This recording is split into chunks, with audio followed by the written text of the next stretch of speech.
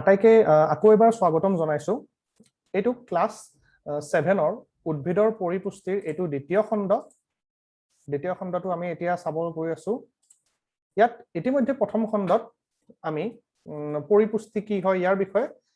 এটা তোমালোকক ধাৰণা দিয়া হৈছে, মানে নহয়। আজি আমি অকমান কোষৰ কথা চাম বুলি কৈছিলো। কোষ মানে হল সেল, যাক ইংৰাজীত কি বুলি কোৱা হয়, সেল। আচলতে এটা কোষত কি কিনো বস্তু থাকে আমি সেই অকমান তাৰ আভাস লৈ লওঁ কোষ এটাৰ বিষয়ে। আচলতে পৃথিৱীত যিমানেই তোমাৰ জীৱ আছে, উদ্ভিদ হওক বা প্ৰাণী হওক, আটাইখিনি জীৱৰ ভিতৰতে পৰিব। সেই জীৱবিলাক কিহেৰে গঠিত? কিছুমান কোষেৰে গঠিত। এতিয়া তোমালোকে সুধিব পাৰা এই ভাইৰাছ, এতিয়া বৰ্তমান যেটো আমি সকলোৱে জানা কৰোনা ভাইৰাছৰ কথা। এতিয়া ভাইৰাছটোনো কি হয়? সেইটো আচলতে কিবা কোষ হয় নেকি, নে কিবা জীৱ হয় নেকি? তেনেকুৱা ভাৱ আহিব পাৰে। আচলতে ভাইৰাছটো কোনো ধৰণৰ এইটোক আমি জীৱ বুলি ডাইৰেক্টলি ক'ব নোৱাৰো। ভাইৰাছটো হ'ল জীৱ আৰু জ্বৰৰ এটা মধ্যাৱস্থা। ঠিক আছে, ই জীৱও নহয় ঠিক, ই জ্বৰও নহয় ঠিক। ভাইৰাছ বিলাক যেতিয়া কোনোবা এটা জীৱৰ ভিতৰত থাকিব, ই জীৱৰ নিচিনা আচৰণ কৰে। মানে সি কি কৰিব পাৰে? নিজকে ৰেপ্লিকেট বা ৰিপ্ৰডাকশ্যন, সেই নাম্বাৰ বিলাক বঢ়াই দিব পাৰে। ঠিক আছে, প্ৰজনন কৰিব পাৰে বুলি ক'ব পাৰা। নিজৰ নাম্বাৰ বিলাক সিহঁতে এটা ভাইৰাছৰ পৰা বহুত ভাইৰাছ হৈ যাব পাৰে। কেতিয়া হ'ব পাৰে? যেতিয়া সেই ভাইৰাছটো কোনোবা এটা জীৱৰ শৰীৰত আছে। এতিয়া সেই জীৱটো আমিও হ'ব পাৰো, গৰু ছাগলীও হ'ব পাৰে,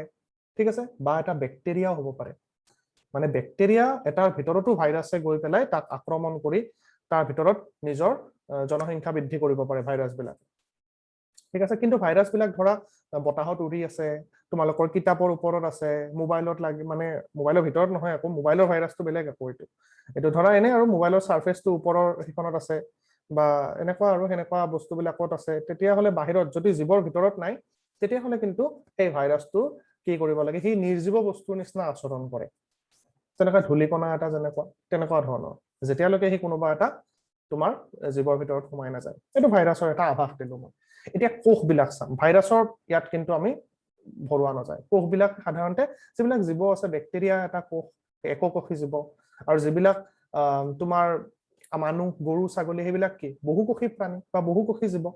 তেনেকুৱা উদ্ভিদও বহুকোষী জীৱ। এককোষী জীৱ কেনেকুৱা? এমিবা, বেক্টেৰিয়া, সেইবিলাক এটাই কোষ। সিহঁতৰ গোটেই অৰ্গেনিজমটো বা গোটেই প্ৰাণী, গোটেই তোমাৰ জীৱটো এটা কোষেৰে গঠিত। তেনেকুৱা এককোষী জীৱ বুলি কোৱা হয়। এতিয়া তোমালোকে যদি এটা মাইক্ৰস্কোপত চোৱা, মানুহৰ যিকোনো তোমাৰ হাতৰ পৰা অকমান যদি কৰবাত ছাল ছিঙি গ'ল বা কিবা এটা হৈ গ'ল, তাতো তুমি যদি মাইক্ৰস্কোপত ভালকে চোৱা, তাত অসংখ্য কোষ দেখা পাবা। মানে আমাৰ শৰীৰটো কি তোমাৰ বহুত কোটি কোষেৰে গঠিত।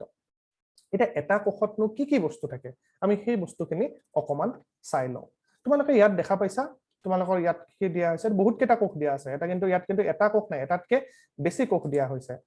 ইয়াত চোৱা তোমালোকে, এইটো এটা কোষ, এইবিলাক কোষ, এইবিলাক আটাইকেইটা এটা এটা কোষ, দেখিছা? আৰু কোষবিলাকৰ ভিতৰত কি আছে? এটা কোষ কেন্দ্ৰ থাকে। এটা কোষ কেন্দ্ৰ থাকে। সাধাৰণতে তোমাৰ যিবিলাক উদ্ভিদ বা প্ৰাণী, সেইবিলাকৰ সদায় কোষ কেন্দ্ৰ থাকে। বেক্টেৰিয়াৰ কিন্তু সাধাৰণতে তেনেকুৱা এটা নিৰ্দিষ্ট কোষ কেন্দ্ৰ নাথাকে। ঠিক আছে, বেক্টেৰিয়া বিলাকৰ নিৰ্দিষ্ট কোষ কেন্দ্ৰ নাথাকে। ইয়াত নিৰ্দিষ্ট কোষ কেন্দ্ৰ আঁকিছো, মানে এইকেইটা বেক্টেৰিয়া নহয় আকৌ, হয় নে নহয়? এইটো দেখিছা, মই যে ডাৰ্ক কালাৰ, কলা ৰং দি আঁকিছো, এইটো হ'ল কোষ কেন্দ্ৰ। ইয়াত দিয়া হৈছে যে এইটোক কি কোৱা হৈছে? এইটোক কোৱা হৈছে কোষ কেন্দ্ৰ। মানে কোষবিলাকৰ মাজত কেন্দ্ৰত আছে, সেইকাৰণে এইটো কোষ কেন্দ্ৰ, হয় নে নহয়? আনহাতে গোটেইবিলাক কোষ এখন আৱৰণেৰে গঠিত। সেই আৱৰণটোক কি কোৱা হয়? কোষাবৰণ। যিহেতু কোষক আৱৰি আছে, সেয়েহে কি কোষাবৰণ। মই কোষাবৰণ কেইখন আঁকি দি আছো ইয়াত তোমালোকক। ইয়াত গ্ৰীণ কালাৰেদি মই ড্ৰ কৰি আছো কোষাবৰণ কেইখন। ইয়াত দেখিছা এনেকুৱা সেউজীয়া যিখিনি কোষটোক আৱৰি আছে, এইখন এখন কোষাবৰণ। সেইটো কোষৰ কোষাবৰণ। আনহাতে আৰু এটা কোষ কেনেকুৱাকে আৱৰি থাকিব। সো গোটেইবিলাক কোষক কেনেকুৱাকে আৱৰি থাকে, তাক কি কোৱা হয়? এইবিলাক হ'ল কোষাবৰণ। ঠিক আছে, এইবিলাকৰ নাম কি? কোষাবৰণ। ইয়াত কোষাবৰণটো মই তোমালোকক গ্ৰীণ কালাৰেদি চিনটো দি দিছো, এইখন কোষাবৰণ। ওকে, এতিয়া কোষটোৰ ভিতৰত কিছুমান জেলি সদৃশ বস্তু থাকে। ঠিক আছে, জেলিৰ নিচিনা। সেইখিনিক কি কোৱা হয়? কোষ প্ৰৰস। কোষ প্ৰৰস তোমালোকে ক্লাস 8 9ত আকৌ কোষৰ কথা বেছি ভালকে পাবা তাত এটা এটা চেপ্টাৰ আছে অকল কোষৰ ওপৰতেই তাত কয় তাত আমি বুজি পাম কি বস্তু আছে সো এইকেইটা বস্তু সাধাৰণ বস্তুখিনি তোমালোকে জানি লোৱা এই তিনিটা বস্তু যিকোনো কোষতে সাধাৰণতে থাকে ব্যাকটেৰিয়া কোষত কোষ কেন্দ্ৰ নাথাকে কিন্তু উদ্ভিদ আৰু প্ৰাণী কোষত কোষ কেন্দ্ৰ থাকে নিৰ্দিষ্ট কোষ কেন্দ্ৰ নাথাকে এতিয়া কোষ কেন্দ্ৰ কোষ প্ৰৰস আৰু কোষাবৰণ এইকেইটা বস্তু আমি স্পষ্টভাৱে এটা কোষত থাকে বুলি ক'ব পাৰো ঠিক আছে এইখিনি হল কোষৰ এটা আভাস কোষত কি বস্তু আছে ইয়াত লিখাখিনি তোমালোকৰ এইখিনিত পঢ়ি লবা ইয়াত গোটেই মই যিখিনি কথা কলো সেইখিনি বস্তুৱে এই প্যাৰাগ্ৰাফটোত ইয়াত কোৱা আছে তোমালোকে ভাল কৰে ইয়াৰ পৰা পঢ়ি লবা ঠিক আছে এতিয়া আমি চেপ্টাৰটোৰ আকৌ নেক্সট পাৰ্টলৈকে গৈ আছো আমি ইয়ালৈকে কৰা হৈছিল আমি লাষ্ট ক্লাছত আমি এইখিনি পৰ্যন্ত আমি কৰিছো আজি ইয়াৰ তলৰ পৰা আমি আৰম্ভ কৰিম এটা সহজ ইয়াত কিবা এটা কথা কৈছে প্ৰজ্ঞানে কিছুমান কি কৈছে ইয়াতে এইখিনি প্ৰজ্ঞানে কিছুমান ঘন ৰঙা বেঙুনীয়া আৰু বাদামী ৰঙৰ পাত থকা উদ্ভিদ পৰ্যবেক্ষণ কৰিলে তোমালোকে জানা যে উদ্ভিদবিলাকটো সাধাৰণতে সেউজীয়া হয় কিন্তু এনেকুৱা নহয় যে আটাইবিলাক উদ্ভিদে সেউজীয়া হয়নে নহয় তাতটো বছৰৰ বেলেগ সময়ত কেতিয়াবা পাতৰ ৰং সলনি হোৱাও তোমালোকে দেখা পোৱা হয়নে নহয় তেনেকুৱাকে কিছুমান ৰঙা কিছুমান বেগুনীয়া বাদামী তেনেকুৱা ৰঙৰ পাতবিলাকো থাকে কিছুমান গছত এতিয়া সেইবিলাক গছৰ পাতত সালোকসংশ্লেষণ হ'ব নে নাই আমি সেইটো বস্তু জানিব লাগিব সেইবিলাকত সালোকসংশ্লেষণ কি হ'ব এতিয়া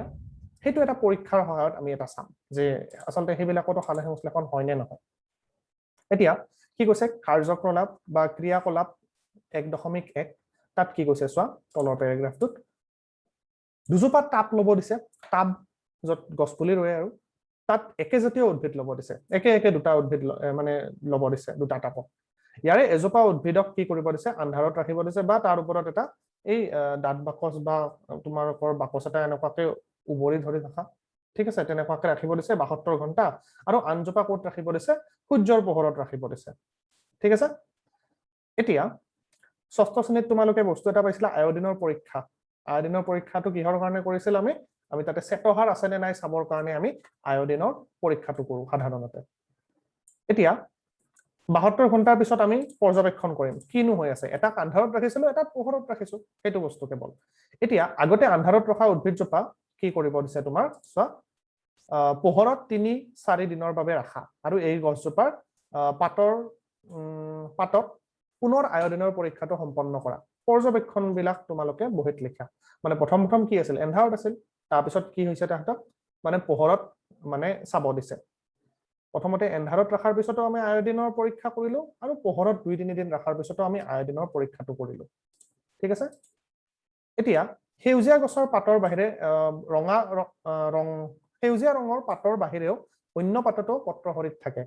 বেছি পৰিমাণে ৰঙা বাদামী আৰু অন্য ৰঞ্জক পদাৰ্থই সেউজীয়া ৰংটোক আৱৰি থাকে এই পাততো সালোকসংশ্লেষণ হয় মানে আমি কি গম পালো যিবিলাক পাতৰ ৰং সেউজীয়া ৰঙা বা বেলেগ ৰঙৰো হ'ব পাৰে সেইবিলাকো কি হ'ব পাৰে সেইবিলাক গছৰ পাততো কি হয় সালোকসংশ্লেষণ হ'ব পাৰে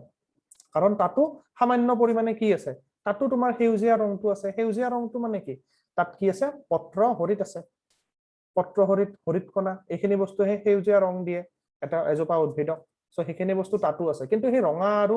বাদামী ৰং কেইটাৰ তলত লুকাই আছে কিন্তু সিহঁতেও কি কৰিব পাৰে সালোকসংশ্লেষণ কৰিব পাৰে এটা তলত বিভিন্ন ৰঙৰ পাতসমূহ ইয়াত দেখুওৱা হৈছে তো সিহঁতৰ সালোকসংশ্লেষণ হয় আসলতে ইয়াৰ আগৰনো ক্ৰিয়াকলাপটোত আমি কি কথা গম পালো যে এটা বাকচত যে ৰাখিব দিলে আৰু এটা তোমাৰ নৰমালি তোমাৰ পোহৰত ৰাখিব দিলে আসলতে যেতিয়া কলা বাকচটোৰ ওপৰত ৰাখা গৈছিল তেতিয়া কি হৈছিল তাত যেতিয়া 72 ঘণ্টামান ৰাখা গৈছিল তাত কি হোৱা নাছিল তাত কোনো ধৰণৰ তোমাৰ খাদ্যবস্তু প্ৰস্তুত হোৱা নাছিল তাৰ মানে আয়োডিনৰ পৰীক্ষাটো যেতিয়া তাত কৰিব তাত কোনো ধৰণৰ আয়োডিন আমি তোমাৰ চেতহাৰ নাপাম চেতহাৰ মানে কি খাদ্যবস্তু আমি লাষ্ট ক্লাছত পঢ়িছো এইটো কথা চেতহাৰ গ্লুকোজ বিলাক মিলিয়ে চেতহাৰ গঠন কৰে সো চেতহাৰ কি আছে তাত নাই যদি 72 ঘণ্টা মানে আমি এন্ধাৰত ৰাখিছো কিন্তু আৰু 3-4 দিন ৰখাৰ পিছত আকৌ চেতহাৰ তাত গঠন হ'ব কাৰণ সালোকসংশ্লেষণ হোৱা ষ্টাৰ্ট হৈ যায় বুজিলা এতিয়া ইয়াৰ তলৰ প্যাৰাগ্ৰাফটোত কি দিছে চাও আমি পুখুৰী বা অন্য আবদ্ধ পানী বিজলোৱা সেউজীয়া আৱৰণে ঢাকি থকা পাই তোমালোকে দেখিছা পানীবিলাক সাধাৰণতে পুখুৰীত তোমালোকে দেখায় সেউজীয়া সেউজীয়া কিছুমান এনেকুৱা কি হৈ থাকে বিজলুৱা বিজলুৱা বস্তুৰে আৱৰি থাকে এই আৱৰণ সাধাৰণতে শেলাই বা এলগি ইংৰাজীত কোৱা হয় এলগি আমি সাধাৰণতে শেলাই বুলি কওঁ অসমীয়াত নামৰ জীৱবিধৰ বৃদ্ধিৰ বাবে হয় ঠিক আছে ইয়াত শেলাইৰ যেতিয়া বৃদ্ধি হ'ব তেতিয়া কি হয় এনেকুৱা সেউজীয়া আৰু বিজলুৱা ৰং হৈ যায় এতিয়া তোমালোকে বাৰু অনুমান কৰিব পাৰিছানে শেলাইৰ ৰং কিয় সেউজীয়া হয় শেলাইৰ ৰং সেউজীয়া কি হ'ব তাত পত্ৰহৰিত হৰিতকণা এইবিলাক আছে সেইকাৰণে সেউজীয়া আচলতে শেলাইবিলাকো এটা প্ৰকাৰৰ উদ্ভিদেই হয় নিম্ন খাপৰ উদ্ভিদ অকমান আমাৰ এনেকুৱা আম কঁঠালৰ নিচিনা এইবিলাক উচ্চ খাপৰ উদ্ভিদ সিহঁতৰ বহুত মানে তোমাৰ জটিল বস্তুবোৰ শেলাইটো একেবাৰে এটা সামান্য সাধাৰণ এটা উদ্ভিদ বুলি ধৰিবা সিহঁতৰ দেহত পত্ৰহৰিত থাকে বাবে সিহঁতৰ সেউজীয়া ৰং থাকে আৰু তাৰ মানে কি শেলাইও কি কৰিব পাৰে সালোক সংশ্লেষণ কৰিব পাৰে মানে নিজৰ আহাৰ নিজে প্ৰস্তুত কৰিব পাৰে শেলাই ঠিক আছে সো এইখিনি কথা ইয়াতে কৈছে এতিয়া কাৰ্বহাইড্ৰেটৰ বাহিৰে উদ্ভিদে সংশ্লেষণ কৰা অন্য খাদ্য এতিয়া কাৰ্বহাইড্ৰেটৰ বাহিৰে আকৌ উদ্ভিদেনো কি সংশ্লেষণ কৰে কাৰ্বহাইড্ৰেট মানে গম পাইছানে কি যেটো গ্লুকোজ অণু সৃষ্টি কৰে সালোক সংশ্লেষণত হেতু পিছত তোমাৰ চেতহাৰলৈকে ৰূপান্তৰ কৰে সেইবিলাক গোটেই কাৰ্বহাইড্ৰেট বুলিয়ে কয় কাৰ্বন হাইড্ৰোজেন অক্সিজেন থাকে সেইকাৰণে কাৰ্বহাইড্ৰেট এতিয়া তোমালোকে ইতিমধ্যে শিকি আহিলা যে উদ্ভিদে সালোক সংশ্লেষণৰ জৰিয়তে কাৰ্বহাইড্ৰেট প্ৰস্তুত কৰে কাৰ্বহাইড্ৰেট কাৰ্বন হাইড্ৰোজেন আৰু অক্সিজেনেৰে এইটো কথাখিনি চোৱা ইয়াত কৈয়ে দিছে গঠিত ঠিক আছে কাৰ্বন হাইড্ৰোজেন আৰু অক্সিজেন থাকিলেই তাক কি কোৱা হয় কাৰ্বহাইড্ৰেট বুলি কোৱা হয় কিন্তু প্ৰটিনটো অলপ বেলেগ প্ৰটিনত কি হয় কাৰ্বন হাইড্ৰোজেন অক্সিজেন থাকে তাৰ লগতে নাইট্ৰজেনো থাকে কাৰ্বহাইড্ৰেটত কিন্তু নাইট্ৰজেন নাথাকে এইবিলাক উপাদান ঠিক আছে এইবিলাক তোমাৰ কি থাকে বিভিন্ন অণু থাকে প্ৰটিন বা কাৰ্বহাইড্ৰেট তাৰ পৰিপ্ৰেক্ষিতে কি কৰিছে নামবিলাক সলনি হৈছে প্ৰটিন বেলেগ কাৰ্বহাইড্ৰেট বেলেগ কিয় তাৰ ভিতৰত কাৰ্বন হাইড্ৰোজেন অক্সিজেনৰ অনুপাত বেলেগ বেলেগ অনুপাতত আছে সেইকাৰণে এইবিলাক বেলেগ বেলেগ বস্তু এতিয়া প্ৰটিন আৰু খাদ্যৰ কি কি উপাদান আছে প্ৰটিন আৰু চৰ্বি সংশ্লেষণৰ কাৰণে এইবোৰ ব্যৱহৃত হয় এটা খাদ্যৰ অন্যান্য উপাদান যেনে প্ৰটিন আৰু চৰ্বি সংশ্লেষণৰ কাৰণে কি ব্যৱহাৰ হয় কাৰ্বহাইড্ৰেটটো গঠন হয় এটা উদ্ভিদে কি কৰিব পাৰে উদ্ভিদে সেই কাৰ্বহাইড্ৰেটৰ পৰাই পিছত আকৌ কিবাকে কি কৰিব পাৰে প্ৰটিনও বনাব পাৰে আৰু চৰ্বি আদি বস্তু কি কৰিব পাৰে সংশ্লেষণ কৰিব পাৰে কিন্তু প্ৰটিনবোৰ হল নাইট্ৰজেন জাতীয় পদাৰ্থ যত নাইট্ৰজেন থাকে মনত ৰাখিবা সদায় প্ৰটিনত কি থাকে নাইট্ৰজেন থাকে এই নাইট্ৰজেনটো কিন্তু কাৰ্বহাইড্ৰেটত নাথাকে ঠিক আছে এতিয়া উদ্ভিদবিলাকে নাইট্ৰজেন ক'ৰ পৰা পালে নাইট্ৰজেনটো সাধাৰণতে ক'ৰ পৰা পায় উদ্ভিদে মাটিৰ পৰা আহৰণ কৰে মাটিৰ পৰা নাইট্ৰজেনটো উদ্ভিদে কি কৰিব পাৰে আহৰণ কৰিব পাৰে এইটো নাইট্ৰজেন চক্ৰত তোমালোকে পঢ়িব পাবা এতিয়া সাধাৰণতে চোৱা সাধাৰণতে নাইট্ৰজেনটো ক'ত থাকে নাইট্ৰজেনটো আমাৰ পৃথিৱীৰ বায়ুত আছে হয় নে নহয় আমাৰ বায়ুত থকা তোমালোকৰ যদি আমি শতাংশ হিচাপত ক'ব যাও 78% কি হয় শতাংশই কি হয় নাইট্ৰজেন থাকে নাইট্ৰজেন গেছ বায়ুত ঠিক আছে আনহাতে অক্সিজেন থাকে এটো এপ্ৰক্সিমেট মানে এটা অনুমানিক আৰু ইমান মান থাকে আৰু অক্সিজেন অনুমানিক ভাৱে তোমাৰ 21% মান থাকে 21% কি থাকিব তোমাৰ অক্সিজেন থাকে O2 বুলি দিছো গেছ হয় এটা আৰু বাকি কিমান বাকি থাকিল এটা কিমান হল টোটাল 99% হৈয়ে গল হয় নে নহয় আৰু 1% হে বাকি আছে মানে এই দুটাই বেছিকে থাকে নাইট্ৰজেন আৰু অক্সিজেন আৰু বাকি যে 1%টো ৰৈ গল সেই 1% কি থাকে তোমাৰ অন্যান্য গেছ যেনে কাৰ্বন ডাই অক্সাইড মানে কাৰ্বন ডাই অক্সাইড বায়ুত বহুত কম পৰিমাণে থাকে আৰু কম পৰিমাণে থকাই ভাল বেছি হৈ গলে বায়ুটোৰ কি হ'ব উষ্ণতা বৃদ্ধি হয় গ্লোবেল ওয়াৰ্মিং যাক কোৱা হয় সেইবিলাক বৃদ্ধি হ'ব লাহে লাহে কাৰ্বন ডাই অক্সাইডৰ পৰিমাণ আমাৰ পৃথিৱীত বাঢ়ি গৈ আছে সেইটো এটা তোমাৰ চিন্তাৰ বিষয় আসলতে গছবিলাকে সেই কাৰ্বন ডাই অক্সাইডখিনি লৈ ল'ব লাগে হয় না নহয় আজিকালি গছ গছনি কাটি পেলাইছে মানুহে এতিয়া কি হৈছে কিহৰ কাৰণে গছ গছনি কাটিছে মানুহে থাকিবৰ কাৰণে খেতিৰ কাৰণে বেলেগ বেলেগ ইণ্ডাষ্ট্ৰি বহাবৰ কাৰণে গছ গছনিবিলাক যেতিয়া কাটিব লৈছে সিহঁতে কাৰ্বন ডাই অক্সাইডখিনি শোষণ কৰিব পৰা নাই কাৰ্বন ডাই অক্সাইডখিনি শোষণ কৰি কি কৰিলে হয় সিহঁতে খাদ্য প্ৰস্তুত কৰিলে হয় সো হেতুৰ কাৰণে কাৰ্বন ডাই অক্সাইড বহুতখিনি বাঢ়ি গৈছে তাৰ উপৰি গাড়ী মটৰৰ পৰা ওলোৱা বিভিন্ন ধৰণৰ তোমাৰ গেছ দূষিত গেছ বা কাৰ্বন ডাই অক্সাইড সেইখিনিও কি কৰিছে তোমাৰ কাৰ্বন ডাই অক্সাইডৰ পৰিমাণটো মানে বৃদ্ধি কৰিছে এতিয়া চোৱা বাকি 1% গম পালা অন্যান্য জলীয় বাষ্প গেছ এইবিলাক থাকিব বাকি 1%। এতিয়া এই বায়ুত থকা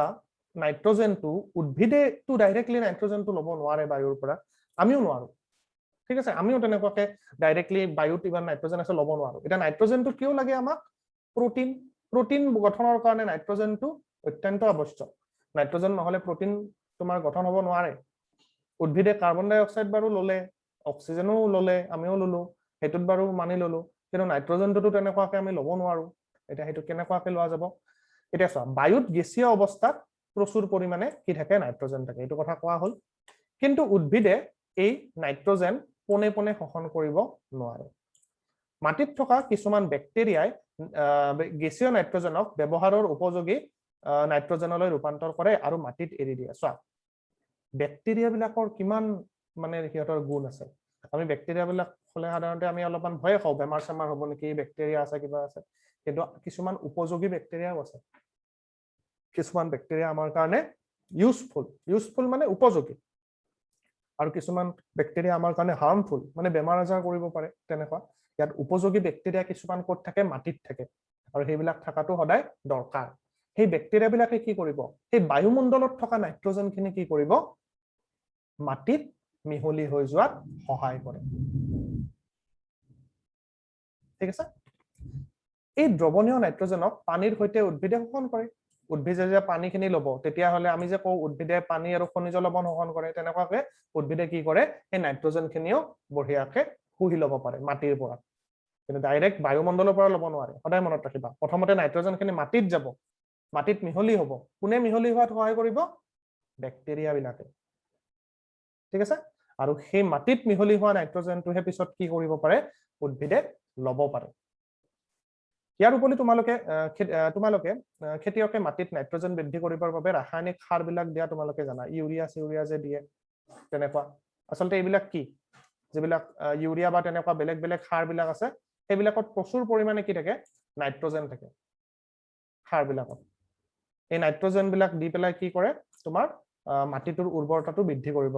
মানে বিচাৰে। এতিয়া কিন্তু অত্যাধিক তেনেকুৱা সাৰ দিয়াটো ভাল নহয়। ঠিক আছে,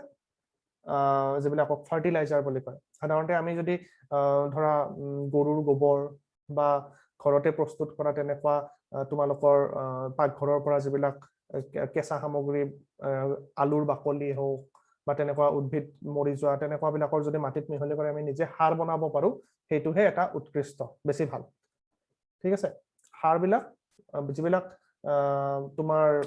দোকানত কিনিব পোৱা সাৰ, যিটো তোমাৰ সেই নহয়, কি নহয়, জৈৱিক নহয়, অজৈৱিক সাৰ, সেই অজৈৱিক সাৰ বিলাকে কিন্তু বেছিকে যদি মাটিত প্ৰয়োগ কৰা যায়, মাটিটো পিছত বেয়াহে কৰিব পাৰে। ঠিক আছে, তাৰপিছত কি কৈছে আমি চাওঁ। ইয়াৰ উপৰি এনেধৰণে উদ্ভিদে ইহঁতৰ বাবে আৱশ্যকীয় নাইট্ৰজেন আৰু অন্য উপাদানসমূহৰ চাহিদা পূৰণ কৰে। ঠিক আছে, নাইট্ৰজেনটো তাৰ পৰা মাটিৰ পৰা ইহঁতে লৈ ল'লে। তেতিয়া উদ্ভিদে কাৰ্বহাইড্ৰেটৰ বাহিৰেও অন্যান্য খাদ্যৰ উপাদানবিলাক যেনেকুৱা আছে, প্ৰটিনো বনাব পাৰিলে, চৰ্বিও বনাব পাৰিলে, হয়নে নহয়? এতিয়া তেনেকুৱাকে বনায়। এতিয়া চোৱা, তোমালোকৰ এটা ইয়াত বস্তু, নাইট্ৰজেনটো উদ্ভিদে তেনেকুৱাকে পাই গ'ল, আমাকোতো প্ৰটিন লাগে, আমি কেনেকে পাম? আমিও সেনেকুৱাকে আচলতে নাইট্ৰজেনটো আমি উদ্ভিদৰ পৰাহে পাওঁ বা বেলেগ জীৱৰ পৰা পাম। আমি যেতিয়া মাছ মাংস খাম, তাতো সিহঁতৰ প্ৰটিনখিনিৰ পৰা আমি নাইট্ৰজেনটো পাই যাম, কাৰণ প্ৰটিনৰ ভিতৰত নাইট্ৰজেনটো সোমাই আছে। তেনেকুৱাকে আমিতো আকৌ মাটিৰ পৰা নাইট্ৰজেনটো লৈ ল'ব নোৱাৰো, আমি বায়ুৰ পৰাও ল'ব নোৱাৰো, আমি উদ্ভিদ বা বেলেগ জীৱৰ পৰাহে নাইট্ৰজেনটো ল'ব পাৰো। আৰু সেই নাইট্ৰজেনটো প্ৰটিনৰ ভিতৰত থাকে, মানে উদ্ভিদ খালে উদ্ভিদত সেই প্ৰটিনখিনি খাম, হয়নে নহয়? তোমালোকে দালি খালে, চয়াবিন খালে, তাত কি আছে? প্ৰটিন আছে, আমি তাৰ পৰা প্ৰটিন নাইট্ৰজেনখিনি পাওঁ। বা কিছুমানে মাছ মাংস খালে তাত কি হ'ল? তাতো পাই গ'ল তোমাৰ নাইট্ৰজেনটো বা প্ৰটিনখিনি। তেনেকুৱাকে উদ্ভিদে আচলতে অকল এনেকুৱা নহয় যে কাৰ্বহাইড্ৰেটে প্ৰস্তুত কৰে, তাৰ লগতে কি হ'ব? প্ৰটিন আৰু চৰ্বি জাতীয় বস্তুও কি কৰে? উদ্ভিদে প্ৰস্তুত কৰে। এতিয়া তাৰ তলৰ পেৰাগ্ৰাফটোত কি দিছে চোৱা, উদ্ভিদৰ অন্য ধৰণৰ পৰিপুষ্টি। কি আছে উদ্ভিদৰ অন্য ধৰণৰ পৰিপুষ্টি? এতিয়া সালোকসংশ্লেষণৰ দ্বাৰা পৰিপুষ্টিটোতো আমি গম পালো, এতিয়া অন্য ধৰণৰ আৰু কি আছে? কিছুমান উদ্ভিদৰ পত্ৰশৰীত নাই, সিহঁতে নিজে খাদ্য প্ৰস্তুত কৰিবই নোৱাৰে। এতিয়া চোৱা, তেনেকুৱা উদ্ভিদো আছে যাৰ পত্ৰশৰীতেই নাই, হয় নে নহয়? সিহঁতে কি কৰিব? সিহঁতে নিজৰ খাদ্য নিজে প্ৰস্তুত কৰিব নোৱাৰে সিহঁতে বাৰু কেনেকৈ জীয়াই থাকিব আৰু ক'ৰ পৰা সিহঁতে পৰিপুষ্টি লাভ কৰিব এইটো এটা প্ৰশ্ন হয় নে নহয় মানুহ বা অন্য প্ৰাণীৰ দৰে এইবিধ উদ্ভিদে আন কিছুমান খাদ্য প্ৰস্তুত কৰিব পৰা উদ্ভিদৰ ওপৰত নিৰ্ভৰশীল সিহঁতক পৰপুষ্টি ধৰণে পুষ্টি আহৰণ কৰে যেনেকৈ আমিও পৰপুষ্টি হয় আমি যেনেকুৱাকৈ বেলেগৰ ওপৰত নিৰ্ভৰশীল বেলেগ মানে কি উদ্ভিদৰ ওপৰত নিৰ্ভৰশীল যিবিলাকে খাদ্য প্ৰস্তুত কৰে ঠিক তেনেদৰে এনেকুৱা কিছুমান উদ্ভিদো আছে যি বেলেগ বিলাক উদ্ভিদৰ ওপৰত নিৰ্ভৰশীল কৰে সেইবিলাকক কিন্তু পৰপুষ্ট উদ্ভিদ বুলিয়ে কওঁ আমি ঠিক আছে এতিয়া যেনেকুৱাকে কি আছে তেনেকুৱা চোৱা সিহঁতে পৰিপুষ্টি ধৰে পুষ্টি আহৰণ কৰে চিত্ৰ 1.5ত চাব দিছে আমি চাই লওঁ ক'ত আছে 1.5 চিত্ৰ 1.5 এইটো দেখিছা আসলতে ইয়াত দেখিব পৰা অৱস্থাত নাই তোমালোকে বুজি নাপাবা ইয়াত এইটো বস্তু মই বেলেগ তোমালোকক দেখাই আছো হা এইটো চিত্ৰত চোৱা তোমালোকে ইয়াত দেখিব পাৰিছা যে এই উদ্ভিদটোৰ ওপৰত দেখিছানে এই গছজোপাৰ ওপৰত বেলেগ এবিধ এনেকুৱা জাল সদৃশ গছ এনেকুৱাকে আছে সেইটো হ'ল অমৰলতা যাক ইংৰাজীত কাচকাটা বুলি কয় ঠিক আছে এই অমৰলতাবিলাক কি হয় তোমাৰ এইবিলাকো তেনেকুৱা ধৰণৰে বেলেগৰ ওপৰত নিৰ্ভৰ কৰা পৰপুষ্টি আহৰণ কৰে ইহঁতে ঠিক আছে ইয়াত কৈছে এনেকুৱাকে যে চাৰিওপিনে তোমালোকে গছ এজোপাৰ কাণ্ড আৰু ডালসমূহক চাৰিওপিনে আৱৰি থকা হালধীয়া নলী সদৃশ আকৃতি কিছুমান দেখিছানে এই উদ্ভিদসমূহক অমৰলতা বুলি কোৱা হয় ইংৰাজীত কয় কাচকাটা CUSCUTA ইহঁতৰ দেহত পত্ৰশৰীত নাথাকে সেইবিলাকৰ উদ্ভিদে কিন্তু ইহঁতৰ কি নাই পত্ৰশৰীত নাই যি উদ্ভিদত বগাই যায় সেই উদ্ভিদৰ পৰা ইহঁতে কি এনেকুৱাকে খাদ্যবিলাক শোষণ কৰি লয় উদ্ভিদজোপাৰ ওপৰত আছে ন এনেকুৱাকে সিহঁতে তাৰ পৰা কি কৰিছে খাদ্যবিলাক শোষণ কৰি লৈছে আৰু যিজোপা উদ্ভিদত বগাই যায় তাক কি কোৱা হয় পোষক বা হোষ্ট কাৰণ সিয়েটো দি আছে খাদ্য যে খাদ্য বস্তুখিনি দি আছে বা যাৰ পৰা লৈ আছে সিয়ে হ'ল হোষ্ট ঠিক আছে এতিয়া যেনেকুৱাকে কৰোনা ভাইৰাছৰ কাৰণে আমি হোষ্ট আমাৰ ভিতৰত সোমাই সিহঁতে মানে বংশ বৃদ্ধি কৰে আমি সিহঁতৰ কাৰণে হোষ্ট বা পোষক তেনেকুৱা ওকণিবিলাকৰ কাৰণে আমি হলো পোষক আমাৰ পৰাই তেজ খাই সেইবিলাকে বাচি থাকে এইবিলাক আটাইবিলাক পৰপুষ্টি যেহেতু পোষক উদ্ভিদে উদ্ভিদজোপাক মূল্যৱান পুষ্টিকৰ দ্ৰব্যৰ পৰা বঞ্চিত কৰে সেয়েহে ইয়াক কি বুলি কোৱা হয় পৰজীৱী বা পেৰাসাইট ঠিক আছে পেৰাসাইট মানে কি বেলেগৰ ওপৰত ইহঁতে মানে কি হৈ আছে বেলেগৰ ওপৰত নিৰ্ভৰশীলো নহয় ইহঁতে ডাইৰেক্টলি শোষণ কৰি আছে ঠিক আছে যেনেকুৱা ওকণিও এটা পৰজীৱীয়ে হয় ঠিক আছে আৰু তোমাৰ অমৰলতা এইবিলাকো তোমাৰ কি পৰজীৱী পেৰাসাইট বুলি কোৱা হয় এতিয়া আমি আৰু আন প্ৰাণীবোৰ আৰু উদ্ভিদসমূহৰ কি কৈছে ইয়াতে বাৰে পৰজীৱী নেকি তোমালোকে ইয়াৰ বিষয়ে চিন্তা কৰি এতিয়া চা এতিয়া আমি আৰু আন প্ৰাণীবোৰো বাৰু উদ্ভিদসমূহৰ বাবে পৰজীৱী নেকি এতিয়া আমিও পৰজীৱী হ'ম নেকি বাৰু কি ভাবা তোমালোকে এইটো বিষয়ে তোমালোকে ভাবিবাচোন যে মোক কবা জনাবা ঠিক আছে যে আমি পৰজীৱী হয় নেকি উদ্ভিদৰ ওপৰত সেইটো আমি কি বুলি ক'ম এতিয়া তাৰ তলৰ মই পেৰাগ্ৰাফটোত কৈছো ইয়াত কি কৈছে চাবা তোমালোকে বাৰু কেতিয়াবা দেখিছা বা শুনিছানে যে উদ্ভিদেও প্ৰাণী ভক্ষণ কৰে শুনিছা নেকি তেনেকুৱা আমি সাধাৰণতে জানো প্ৰাণীয়ে উদ্ভিদ ভক্ষণ কৰে সেইটো আমি দেখিছো শুনিছো গৰু ছাগলীয়ে ঘাঁহ খায় কিন্তু এনেকুৱাও কিছুমান উদ্ভিদ আছে যিয়ে কি খায় প্ৰাণী খাব পাৰে প্ৰাণী মানে সেই কীট পতংগ জাতীয় তেনেকুৱা উদ্ভিদো আছে কিছুমান উদ্ভিদ আছে কেনেকুৱা যিবিলাকে পোক পতংগ বিলাক খায় পোক পতংগ ধৰি থব পাৰে আৰু সিহঁতক হজম কৰিব পাৰে ঠিক আছে এই কথাটো বহুত আশ্চৰ্যজনক হয় নে নহয় এইবোৰ উদ্ভিদে সেউজীয়া বা অন্য ৰঙৰো হ'ব পাৰে এইটো সেউজীয়া হ'ব পাৰে বা বেলেগ ৰঙৰো হ'ব পাৰে যেনেকুৱাকে কলচী উদ্ভিদৰ এটা উদাহৰণ হ'ল তেনেকুৱা ঠিক আছে উদ্ভিদজোপা ইয়াত চাব দিছে যে কলচী বা কলহ আকৃতিৰ এটা কলহৰ নিচিনা দেখাত হয় ঠিক আছে এতিয়া এই আকৃতিটো আচলতে কলহটো আচলতে পাতৰে এটা ৰূপান্তৰ এইটো পাতে আছিল মানে এখিলা বাট এইটো অলপ ৰূপান্তৰ মানে ৰূপটো সলনি হৈ পেলাই এটা কলহৰ নিচিনা হৈ গৈছে এতিয়া পাতৰ আগলি অংশ এখন ঢাকনিৰ আকাৰ লয় এতিয়া চোৱা এইখন ওপৰত এখন ঢাকনি ঢাকনি বুলি কৈছে ন, সেইখনো পাতে এখিলা ওপৰত ঢাকনিৰ নিচিনা হৈ গৈছে, মানে তাৰ ভিতৰত এবাৰ পোকটো সোমাব, ঢাকনিখন মাৰা যাব, ভিতৰতে তাক কি কৰিব হজম কৰি ল'ব। ঠিক আছে, এতিয়া পাতৰ ঢাকনিৰ আকাৰ লয় এইটো গম পালা, যিখনে কলহটোৰ মুখখন খোলা আৰু বন্ধ কৰিব পাৰে, এনে খোলা থাকিব, যেতিয়া পোক এটা সোমাই যাব নিজে নিজে বন্ধ হৈ যাব। এতিয়া কলহটোৰ ভিতৰত তলমুৱা হৈ থকা কিছুমান শুং থাকে, শুং থাকিলে কি হ'ব, তাৰ পৰা ওলাই যাব নোৱাৰে, আৰু এবাৰ শুঙত যদি ফচি যায় তাৰ পৰা কিন্তু আকৌ ওলাই যাব নোৱাৰে। এতিয়া পোকটো কি কৰিব, যেতিয়া কলহত আহি পৰিব, পোকটো যেতিয়া কলহত আহি পৰে তেতিয়া ঢাকনিখন বন্ধ হৈ যায় আৰু পতংগটোৰ শুংবোৰত সাঙুৰ খাই পৰে, শুংবিলাক যে থাকে তাক ধৰি ল'ব তাত। এতিয়া কলহত থকা পাচক ৰস, কিছুমান পাচক ৰস থাকে, হজম কৰি পেলাই, যে পাচন কৰি পেলাব। হজম বা পাচন একেই বস্তু, মনত ৰাখিবা, আমি হজম কেতিয়াবা কওঁ আৰু কেতিয়াবা পাচন বুলি কওঁ, পাচন। আৰু পাচন কিহে, পাচনত কোনে সহায় কৰে, পাচক ৰস, পাচক ৰস কিছুমানে এই পাচন প্ৰক্ৰিয়াত সহায় কৰিব। আৰু সেই পাচক ৰস বিলাক সেই উদ্ভিদটোত অলৰেডি আছে, ইতিমধ্যে আছে তাত পাচক ৰস বিলাক, সেইবিলাকে কি কৰিব, সেই পাচক ৰস বিলাকে সেই কীট পতংগটোৰ গাত লাগি যাব আৰু কীট পতংগটো কি কৰিব, একেবাৰে হজম কৰি পেলাব বা পাচন কৰি পেলাব। এনেধৰণে পোক পতংগ খোৱা উদ্ভিদক কি বুলি কোৱা হয়, পতংগভোজী উদ্ভিদ, ইনসেক্টিভোৰাছ প্লান্ট। কি কয়, ইনসেক্টিভোৰাছ প্লান্ট বা পতংগভোজী উদ্ভিদ, যে পতংগ পোক পতংগ খাই পেলাই নিজৰ কি কৈছে সিহঁতে তোমাৰ পৰিপুষ্টি লাভ কৰিছে। এতিয়া তোমালোকে সুধিব পাৰা ইহঁতে কি মাটিৰ পৰা ল'ব নোৱাৰে নেকি, মাটিৰ পৰাও ল'ব পাৰে, কিন্তু তেনেকুৱাকে যদি মাটিত নিউট্ৰিশ্যন কম আছে বা তোমাৰ মাটিৰ পৰা যদি খাদ্য বস্তু বেছিকে ল'ব পৰা নাই বা তোমাৰ মাটিত যদি উপাদান কম আছে, ইহঁতে আৰু এটা উপায় কি কৰিব পাৰে, সেই পোক পতংগৰ দেহটোৰ ভিতৰত কি আছে, প্ৰটিন কাৰ্বহাইড্ৰেট এইবিলাক আছে, চ' সিহঁতৰ পৰাও লৈ ল'ব পাৰে তেনেকুৱা।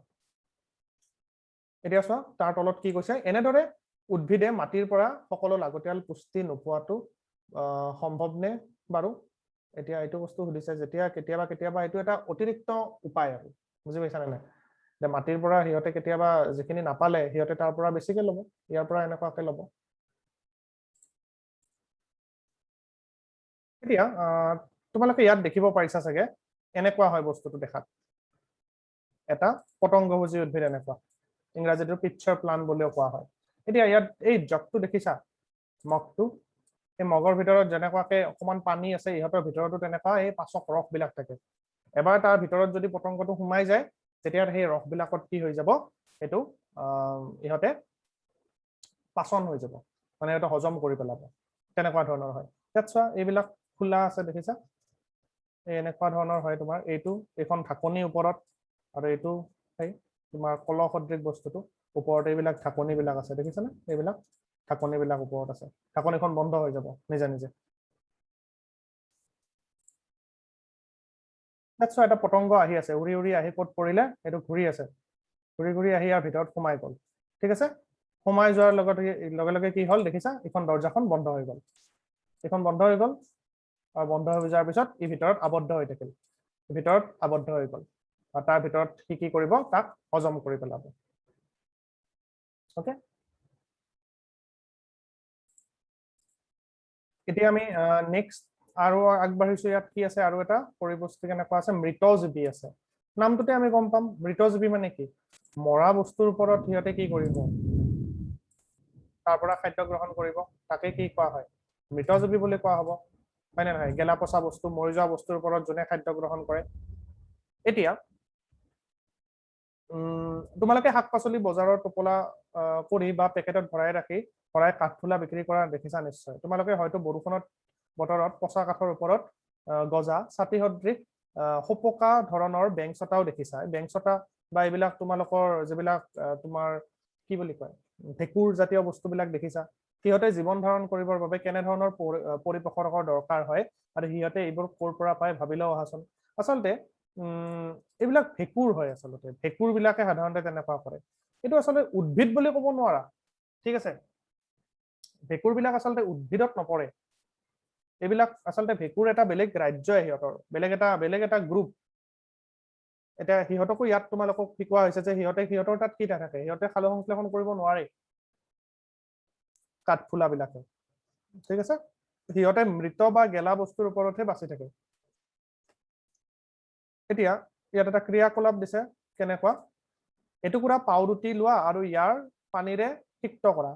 পাউৰুটি মানে ব্ৰেড আৰু এখন ব্ৰেডখন কি কৰিব দিছে পানীত অকমান তিয়াই ৰাখিব দিছে ঠিক আছে সিক্ত কৰা মানে তিয়াই ৰাখিব দিছে তাৰপিছত কি হৈছে কি কৰিব দিছে ইয়াক গৰম সেমেকা ঠাইত 2 বা 3 দিনৰ কাৰণে ৰাখিব দিছে আসলে ভেকুৰবিলাক কেতিয়া গ্ৰো হয় বা কেতিয়া ইহতে বংশ বৃদ্ধি কৰে যেতিয়া ময়শ্চাৰ মানে যেতিয়া অলপ পানী থাকিব আৰু গৰম ঠাই থাকিব গৰম আৰু যদি অলপমান পানী পায় তেতিয়া হলে এইবিলাক ভেকুৰবিলাক তাত বা মানে কি হয় বেছিকে উৎপত্তি পায় ঠিক আছে এতিয়া কেইদিনমান পিছত আমি তাত কি দেখিম পাউৰুটিখনত সৰু সৰু নোমযুক্ত তৰপ দেখা নোপোৱা পৰ্যন্ত ৰাখা মানে সৰু সৰু নোম কিছুমান উঠিব এই তৰপটো বগা সেউজীয়া মুগা বা অন্য যিকোনো ৰঙৰ হ'ব পাৰে আচলতে সেইবিলাকে ভেকুৰ অনুবীক্ষণৰ যন্ত্ৰৰ সহায়ত চালে আমি দেখা পাম সেইবিলাকে কি হয় ভেকুৰ এতিয়া চাবাচোন ভেকুৰৰ লগত এটা কথা আকৌ কৈ থৈ দিছো আমাৰো কেতিয়াবা এই গৰমৰ দিনত গাটো যেতিয়া ঘামি থাকে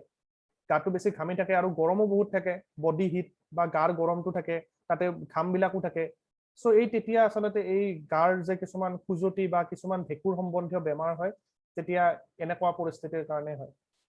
ঠিক আছে সেইকাৰণে সদায় গা ধোৱাটো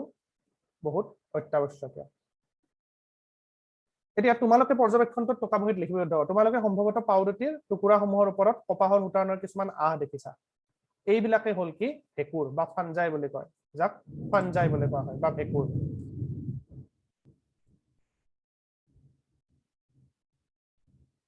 সিহঁতে এক ভিন্ন প্ৰকাৰৰ পৰিপুষ্টি পদ্ধতিৰ দ্বাৰা জীৱন নিৰ্বাহ কৰে সিহঁতে মৃত আৰু গেলি পচি যোৱা বস্তুৰ ওপৰত কি কৰে পাচক ৰস নিঃসৰণ কৰে আৰু এইবোৰক এটা দ্ৰৱণলৈ ৰূপান্তৰ কৰে মানে সেই পাউৰুটিখন যে আছে তাৰ ওপৰত সিহঁতে কিছুমান কি কৰিছে পাচক ৰস এৰি দিছে আৰু তেতিয়া সেইখন গলি গৈছে মানে তাক শুহি ল'ব সহজ হয় তেতিয়া তাৰপিছত সিহঁতে তাৰ পৰা পৰিপোষক বিলাক শোষণ কৰি লয় আৰামছে এতিয়া জীৱই মৃত আৰু গেলি পচি যোৱা উদ্ভিদৰ পৰা দ্ৰৱণ হিচাপে পৰিপোষক গ্ৰহণ কৰাকে মৃতজীৱীয় পৰিপুষ্টি বোলে সো দেখিছা ইয়াতে আৰু এটা পৰিপুষ্টি পাইছো আমি মৃতজীৱীয় পৰিপুষ্টি ইংৰাজীত কি কোৱা হৈছে তাক সেপ্ৰোফাইটিক নিউট্ৰিশন মানে পৰিপুষ্টি সেপ্ৰোফাইটিক মানে মৃতজীৱীয় পৰিপুষ্টি বোলা হয় যিসমূহ উদ্ভিদে মৃতজীৱীয় পৰিপুষ্টি ব্যৱহাৰ কৰে সেইবিলাকক মৃতজীৱী উদ্ভিদ বোলা হয়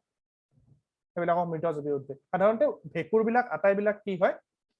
তোমাৰ মৃতজীৱী হয় ইয়াত চাচোৱা এই পইণ্টত কি কৈছে গৰম আৰু সেমেকা বতৰত দীৰ্ঘকালীন সময়ৰ বাবে ৰখা আচাৰ চামৰা কাপোৰ বা অন্য সামগ্ৰীত ভেকুৰ গজিব পাৰে আৰু বংশবৃদ্ধি কৰিব পাৰে গৰম আৰু সেমেকা বতৰত সাধাৰণতে এইটো বস্তু বহুত দেখা পোৱা যায় আৰ্দ্ৰতা যেতিয়া বৃদ্ধি হয় বায়ুত আৰ্দ্ৰতা মানে তোমাৰ হিউমিডিটি বা আৰ্দ্ৰতা যেতিয়া বায়ুত আৰ্দ্ৰতা জলীয় বাষ্পৰ পৰিমাণ বৃদ্ধি হয় আৰু যেতিয়া গৰম বহুত থাকে তেতিয়া ভেকুৰবিলাকৰ কাৰণে একেবাৰে মানে সিহঁতৰ কাৰণে বহুত ভাল আৰু সেইটো সময়ত সিহঁতে গ্ৰো কৰিব বা সিহঁতৰ বংশবৃদ্ধি কৰিব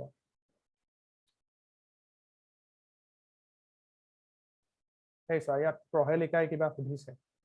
এইটো পইণ্টটো দেখিছানে তলত প্ৰহেলিকাই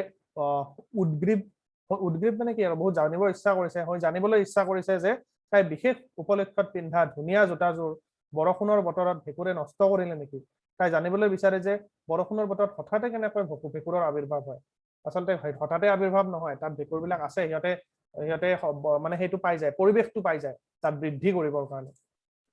ঠিক আছে সাধাৰণতে ভেকুৰ চেকুৰ এইবিলাক যিবিলাক অণু এইবিলাক থাকিব সেইবিলাক আছে বায়ু কিন্তু সেই গৰম আৰু কি তোমাৰ আৰ্দ্ৰতাটো পাই গলে সিহঁতৰ মানে নাম্বাৰটো বেছি ইনক্ৰিজ হৈ যায় বাঢ়ি যায় এতিয়া বৰষুণৰ বতৰত কি কৈছে ভেকুৰে বহুতো সামগ্ৰী নষ্ট কৰে কেতিয়াবা আচাৰ চাচাৰ বিলাকো ভেকুৰ লাগি যায় ভেকুৰে ঘৰত থকা ক্ষতিৰ বিষয়ে তোমালোকৰ মা বা দেউতাক সোধাচোন সেইটো সুধিলে তোমালোকে গমেই পাবা কি কি ক্ষতি কৰে পাউৰুটিটো এটা ক'লোৱে ইয়াতে উদাহৰণ হিচাপে সাধাৰণতে ভেকুৰৰ ৰেণুবোৰ বায়ুত উপঙি থাকে চোৱা ইয়াত কৈছে ভেকুৰবিলাক আচলতে বায়ুত আছেই উপঙি আছে যেতিয়া সিহঁতে আৰ্দ্ৰ বা গৰম বস্তুৰ সংস্পৰ্শত আহে তেতিয়া সিহঁত অংকুৰিত হৈ বৃদ্ধি হয় অংকুৰণ হ'ব লাগিব গজালি মেলা টাইপ মানে বস্তুটো সিহঁতৰ বস্তুবিলাক ভেকুৰৰ ৰেণুবিলাক থাকে ৰেণুবিলাক অলৰেডি আছে বায়ুত উপঙি আছে বা বেলেগ ক'ৰবা আছে যে য'তেই তোমাৰ আৰ্দ্ৰতা পাইছে আৰু গৰম পাইছে তেতিয়া সিহঁতে তাতে বৃদ্ধি হৈ যায় এতিয়া বাৰু তোমালোকে ধৰিব পাৰিছানে কেনেকৈ আমি আমাৰ সামগ্ৰীবোৰ নষ্ট হোৱাকৈ ৰাখিব পাৰো নষ্ট হোৱাকৈ ৰাখিবৰ কাৰণে আমি কি কৰো এই ফ্ৰিজত ভৰাই থৈ দিওঁ যাতে বেছি গৰম নহয় তাৰপিছত আৰু কি কৰো ব্ৰেড বিলাকো চাবা ফ্ৰিজত থৈ দিব পাৰি তেনেকুৱাকে বা এনেকুৱা তোমালোকে পানীৰ পৰা অলপ আঁতৰত ৰাখিব লাগিব বস্তুখিনি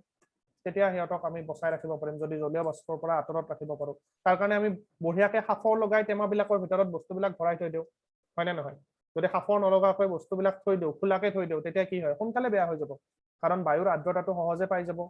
তেতিয়াহ'লে বেয়া হ'ব হয়তো আমি এইটো ভালকে টাইটকৈ বন্ধ কৰি থব লাগিব বা তাক আমি উষ্ণতাটো বেছি বৃদ্ধি হ'ব দিব নালাগিব ফ্ৰিজৰ ভিতৰত ভালকে থব লাগিব এতিয়া আৰু কি কৈছে ইয়াতে চোৱা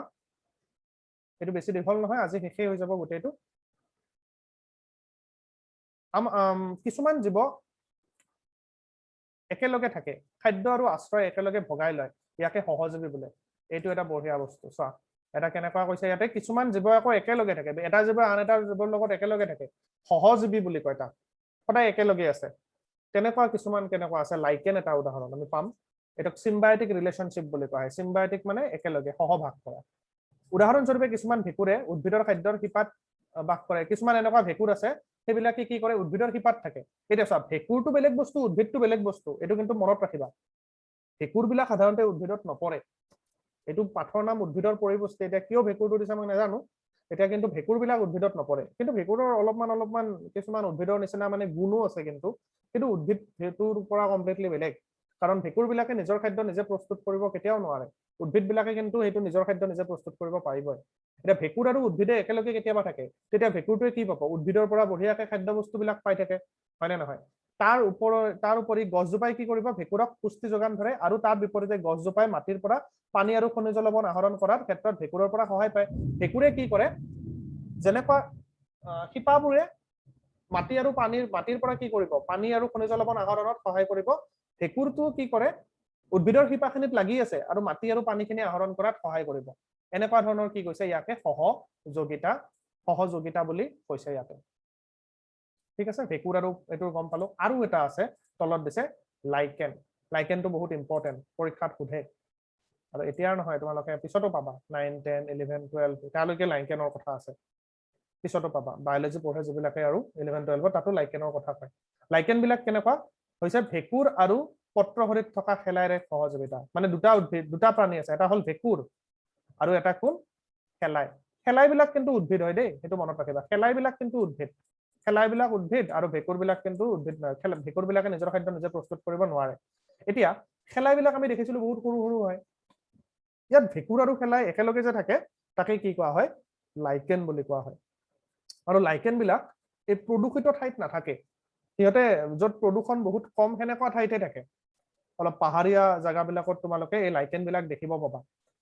লাইকেনৰ ইয়াতে কেনেকুৱা ধৰণৰ লাইকেনবিলাকত যে দুটা বস্তু আছে ভেঁকুৰ আৰু শেলাই সেই ভেঁকুৰ আৰু শেলাই এটা উভয়ে কি কৰিছে সিহঁতৰ লাভ কৰি আছে এটা শেলাইবিলাকে থাকিবৰ কাৰণে ঠাই পাইছে ভেঁকুৰৰ ওপৰতে সিহঁতে বসবাস কৰে তো ঘৰটো এনেকুৱা আৰু ঘৰটো দিলে ভেঁকুৰে আৰু শেলাই কি কৰি আছে খাদ্য প্ৰস্তুত কৰি দি আছে তেনেকুৱা ধৰা ভেঁকুৰৰ ঘৰত শেলাই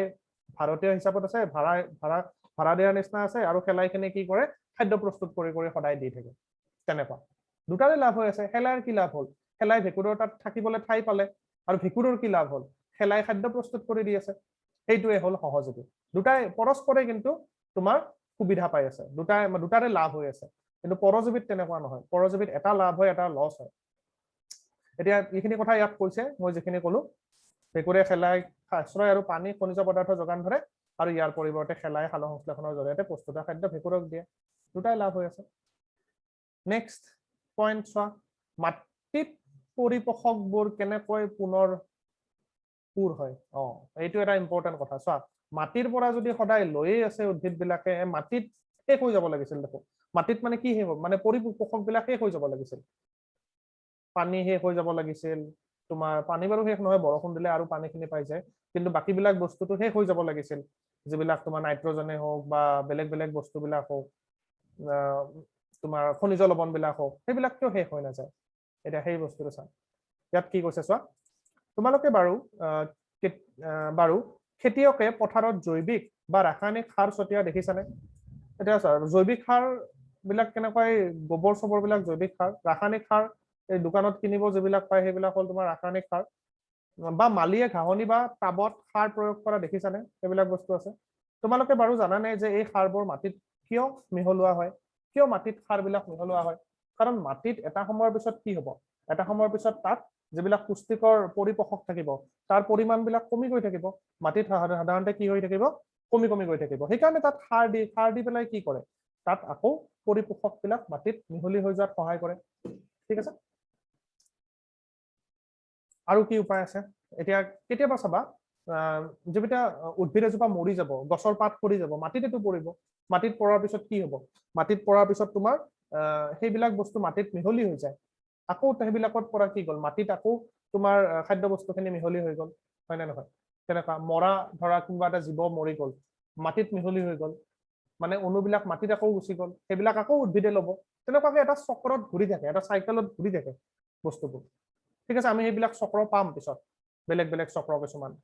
এতিয়া তোমালোকে শিকি আহিছা যে মাটিৰ উদ্ভিদে মাটিৰ পৰা খনিজ পৰিপোষক বা দ্ৰব্য শোষণ কৰে সেইটো আমি গম পাইছো উদ্ভিদে শোষণ কৰে গতিকে মাটিত সিহঁতে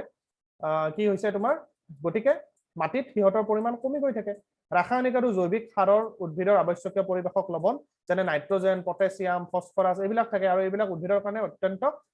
প্ৰয়োজনীয় সময়ে মাটিৰ উৰ্বৰতা বৃদ্ধিৰ কাৰণে কি কৰা হয় এইবিলাক বস্তু পৰিপোষকবিলাক মিহলাই দিয়া হয় আমি উদ্ভিদসমূহ ৰোপণ কৰি সিহঁতৰ স্বাস্থ্য অক্ষুণ্ণ ৰাখিব পাৰিম যদি সেই উদ্ভিদবোৰক কি দিব পাৰো আৱশ্যকীয় যিবিলাক পৰিপোষক আছে সেইবিলাক দি থাকিব পাৰো ঠিক আছে এতিয়া আমি এই সাৰবিলাক আচলতে ঘৰতো বনাব পাৰো তোমালোকে কেতিয়াবা ঘৰৰ এইবিলাক মই যে ক'লো আলুৰ বাকলি বা বেলেগ তোমাৰ ফল মূলৰ বাকলি সেইবিলাক মাটিত এটা যদি সাজত ভালকে মাটিত পেলাই থকা ভালকে মিহলি কৰি থকা সেইখিনিও এটা সময়ত গৈ সাৰ হিচাপে তোমালোকে ব্যৱহাৰ কৰিব পাৰা তোমালোকৰ ঘৰত যদি ফুলনি বাগিচা আছে বা গাৰ্ডেন তেনেকুৱা ধৰণৰ কিবা আছে তাত তোমালোকে সেইবিলাকক সাৰ হিচাপে ব্যৱহাৰ কৰিব পাৰা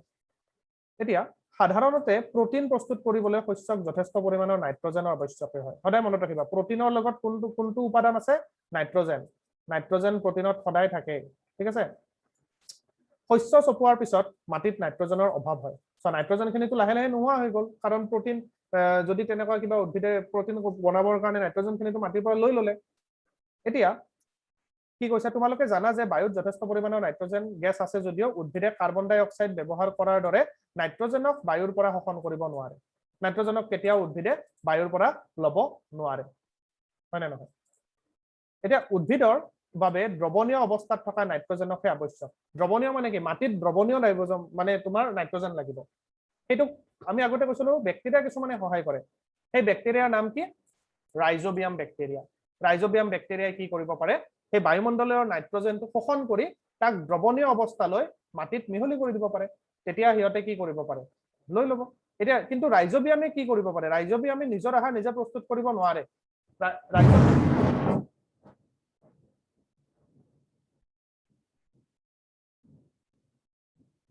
বতাহ বৰষুণ আহিছে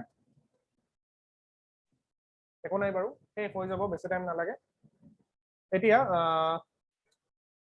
কিন্তু ৰাইজোবিয়ামে একো নিজৰ আহাৰ নিজে প্ৰস্তুত কৰিব নোৱাৰে ঠিক আছে ই উদ্ভিদৰ পৰা বেক্টেৰিয়াটোৱে উদ্ভিদৰ যিটো ক'ত থাকিব শিপাত থাকে শিপাৰ পৰা সিহঁতে আচলতে নিজৰ লাগতীয় বস্তুখিনি লৈ লয় আচলতে এইটো এটা সহজীৱী টাইপৰে বস্তু হয় নে নহয় বেক্টেৰিয়াটোৰো লাভ হৈ আছে আৰু উদ্ভিদজোপাৰো লাভ হৈ আছে উদ্ভিদজোপাই নাইট্ৰজেন পাই আছে কাৰণ বেক্টেৰিয়াটোৱে নাইট্ৰজেনখিনি কি কৰিছে গ্ৰহণ কৰি পেলাই উদ্ভিদক দি আছে তেনেকুৱা এতিয়া সেয়েহে বুট মাহ মটৰ মাহ মগু বিন অন্যান্য মাহজাতীয় উদ্ভিদৰ শিপাত বাস কৰে আৰু এই উদ্ভিদবোৰক নাইট্ৰজেন যোগান ধৰে নাইট্ৰজেন এনেকুৱা আচলতে তোমাৰ যিবিলাক মটৰ মাহ জাতীয় উদ্ভিদ থাকে সেইবিলাকত ৰাইজোবিয়ামৰ পৰিমাণ বেছিকে থাকে সাধাৰণতে মাহ জাতীয় উদ্ভিদ যিবিলাক থাকে সেইবিলাকৰ শিপাতে কি বাস কৰে সেই ৰাইজোবিয়াম বাস কৰে ঠিক আছে ৰাইজোবিয়াম আচলতে কি এটা বেক্টেৰিয়া এতিয়া উদ্ভিদৰ শিপাত বাস কৰে আৰু এই উদ্ভিদবোৰক নাইট্ৰজেনৰ যোগান ধৰে প্ৰায়বোৰ মাহ বা দাইল মাহজাতীয় উদ্ভিদৰ পৰা পোৱা যায় ইয়াৰ পৰিৱৰ্তে উদ্ভিদজোপাই বেক্টেৰিয়াবোৰক কি কৰে খাদ্যৰ যোগান ধৰে খাদ্য আৰু আশ্ৰয় দিয়ে তো দুটাৰে লাভ হৈ আছে উদ্ভিদটোৰো লাভ হৈ আছে নাইট্ৰজেন পাই আছে বেক্টেৰিয়াটোৰো লাভ হৈ আছে সেইকাৰণে এইবিলাকত কি পাওঁ দালি চালিবিলাকত কি হয় তোমাৰ সেই পোৱা যায় বেছিভাগ নাইট্ৰজেন তাৰ পৰা আমি আহৰণ কৰিব পাৰো মটৰ মাহ বুট এইবিলাকত অতিৰিক্ত পৰিমাণে নাইট্ৰজেন থাকে কাৰণে কি হ'ব প্ৰটিন বেছি থাকে তাত হয়নে নহয় আমি প্ৰটিন তাৰ পৰা বেছিকে পোৱা যায় যেনেকুৱা কয় ন দালিত বেছিকে প্ৰটিন থাকে পাতত বেছিকে কাৰ্বহাইড্ৰেট থাকে এই প্ৰটিন বিলাক ক'ৰ পৰা আহিছে বোলে মাহ জাতীয় উদ্ভিদ ইহঁতে প্ৰটিনটো সঞ্চয় কৰি ৰাখিছে এতিয়া সো এইটো এটা কি এইটো এটা সহজীৱীৰ উদাহৰণ আমি পালো এইমাত্ৰ ইহঁতে এটা সহজীৱীৰ সম্বন্ধ আছে এই সহযোগিতা খেতিয়কৰ বাবে অতি তাৎপৰ্যপূৰ্ণ তেওঁলোকে য'ত মাহজাতীয় উদ্ভিদ ৰোপণ কৰে তাত নাইট্ৰজেনযুক্ত সাৰ মাটিত মিলোৱাৰ প্ৰয়োজনে নাই চোৱা মাহজাতীয় উদ্ভিদৰ খেতি কৰিলে মানে মাটিৰ লাভে হৈ আছে মাটিত কি হৈছে সেই বেক্টেৰিয়াটোৰ কাৰণে ৰাইজোবিয়ামৰ কাৰণে কি হৈছে যিবিলাক বতাহত বায়ুত থকা নাইট্ৰজেন সেইখিনি মাটিত আহি মিহলি হৈ গ'ল আৰু মাটিৰ পৰা উদ্ভিদে আৰামছে ল'ব পাৰিব এতিয়া তেনেকুৱা এতিয়া এই অধ্যায়ত তোমালোকে শিকিলা যে প্ৰায়বোৰ উদ্ভিদেই স্বপোষী প্ৰায়বোৰ উদ্ভিদে নিজৰ আহাৰ নিজে প্ৰস্তুত কৰিব পাৰে মাত্ৰ কেইবিধমান উদ্ভিদৰ পৰিপুষ্টি সাধন অন্য ধৰণে সম্পাদিত হয় যেনেকৈ পৰজীৱী আছে কিছুমান আনৰ ওপৰত নিৰ্ভৰশীল পৰজীৱী আৰু মৃতজীৱী উদ্ভিদ কিছুমান আছে আৰু পতংগভোজী উদ্ভিদো পাইছো আমি হয়নে নহয় সিহঁতে অন্য জীৱৰ পৰা পুষ্টি আহৰণ কৰে আৰু কি হয় তোমাৰ খাদ্যৰ বাবে আন উদ্ভিদ আৰু প্ৰাণীৰ ওপৰত নিৰ্ভৰ কৰাৰ বাবে সেই সকলোবোৰ প্ৰাণীকে পৰপক্ষী জীৱৰ ভিতৰত অন্তৰ্ভুক্ত কৰা হৈছে আমি পতংগভোজী উদ্ভিদক আংশিকভাৱে পৰপক্ষী জীৱ বুলি ক'ব পাৰোনে পাৰো সিহঁত আংশিকভাৱে পৰপক্ষী হয় যাতে যিবিলাক তোমাৰ পোক পতংগ আছে সিহঁতক মাৰি পেলাই তাৰ পৰা তোমাৰ খাদ্যটো আহৰণ কৰিছে সো এইখিনি বস্তু আমি এই অধ্যায়টোৰ পৰা পালো এই অধ্যায়টো এইখিনিতে শেষ হ'ল আমি প্ৰশ্ন উত্তৰখিনি এবাৰ আলোচনা কৰিম আৰু মই তোমালোকক উত্তৰখিনি ইয়াৰ দিয়ে দিছো ইতিমধ্যে ঠিক আছে তোমালোকে গোটেই চেপ্টাৰটো আৰু এবাৰ পঢ়িবা ইয়াতে তোমালোকে কি কি শিকিলা এইখিনি বস্তু তোমালোকৰ ইয়াত গোটেইখিনি বস্তু এটা সংক্ষেপে দিয়া আছে এইখিনি বস্তু তোমালোকে কিতাপৰ পৰা নিজেই পঢ়ি ল'বা মই পাঠটো তোমালোকক বুজাই দিলো কেনেকুৱাকে কি আছে এইখিনি বস্তু তোমালোকে আৰামছে বুজি পাবা একো প্ৰব্লেম নাই আৰু অনুশীলনীটো নিজে কৰিব চেষ্টা কৰিবা কি আছে কি নাই ঠিক আছে তো আমাৰ এই চেপ্টাৰটো আমি এইখিনিতে সামৰণি হ'ল কিবা যদি বুজি নোপোৱা থাকে তোমালোকে মোক কন্টেক্ট কৰিবা ঠিক আছে